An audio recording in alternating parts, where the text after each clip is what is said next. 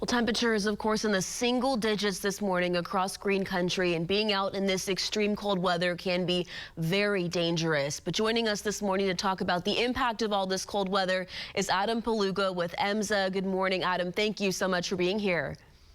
Thank you for having me. Excited to give folks some advice on how to stay warm and out of trouble this weekend. Absolutely. And let's talk first about what kind of calls you guys are responding to. What has it looked like so far? Yeah, the call number that really concerns us is since midnight on Friday, we've responded to 16 cold exposure calls in our Tulsa service area, which is Tulsa, Jinx, and Sand Springs.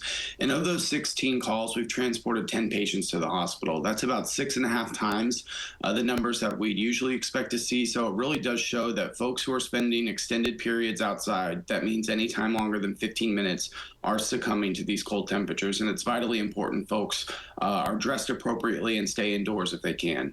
Absolutely. We know that there are those effects that can happen really quickly, and with those negative wind chills, it can be very, very quick. Talk about just how quick and what you guys look for. What happens to your body when you're out in this cold for especially a long period of time?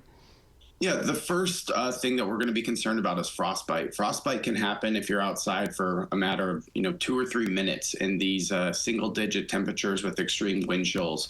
And frostbite is going to set in on your extremities, so your fingertips, your lips, the tip of your nose, your ears. That's why it's so important to make sure that those parts of your body are covered if you're outside. Wear maybe 2 layers of gloves. Make sure you're wearing a hat, but also some sort of facial covering. And also just try to avoid being outside longer than 5 minutes. That really should be the top of the variable on how long your body can be outside and not start to succumb to the elements. The second health condition that we're concerned about is hypothermia. And hypothermia happens anytime your body temperature drops below 95 degrees and your body can't bring that temperature back up. Hypothermia can lead to death. And you really need to look out for the symptoms of hypothermia. Slurred speech, confusion initially, but then it'll start to lead to drowsiness, maybe a loss of consciousness, shallow breathing, a weak pulse. You need to call 911 immediately if you think you or someone you love is succumbing to hypothermia. The best way to avoid hypothermia, obviously staying inside, but also making sure that you're not wearing any damp or moist clothing. Any sort of wetness is going to really exacerbate the risk for hypothermia. Absolutely. And Adam, I know you guys are out there working hard. You have first responders. Anything else you want to say about your response, or that you want to say just for those that have to be out there? You had some good tips, but anything else that people need to know about if they have to brace that cold? Yeah, I mean, we're all in this together.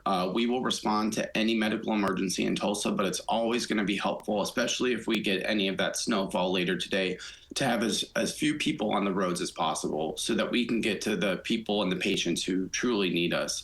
Also, it may take us a little longer to get to some calls today because there may be certain routes of travel that are impassable, and we have to go kind of an alternate route. So just please be patient with our crews. They're working extremely hard. This is a marathon, not a sprint, and we're all in it together. Absolutely, Adam. Really great advice. Thank you for being here, and thank you for what you guys do to keep us all safe.